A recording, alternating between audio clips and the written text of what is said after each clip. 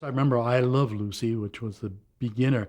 Then there was another Lucy show, and then there was a third Lucy show, and I cannot remember the title. One of them was a Lucille Ball show, and I think that was the one where her son and daughter were both in it. But I can't remember which was which. Did you ever work with Lucy directly? I worked with Lucy in motion pictures prior to going into television when she was a young star at MGM. And I know she would never have remembered me from that. But did she strike you in a certain way in the early years?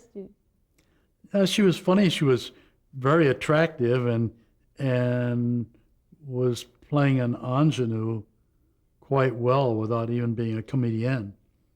And then when she did a couple of shows, I believe, with Red Skelton, which I did when they were the motion pictures with Red Skelton. She was obviously a good comedian. So you had no contact with her during the television years?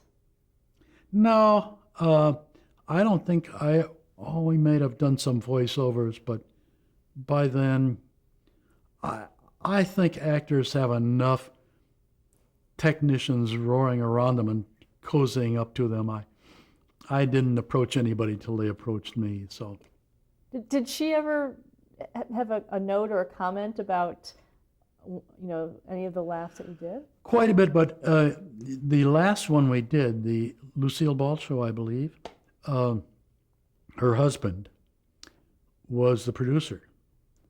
So whatever I got as input, though she may have passed it off to him, always came through him.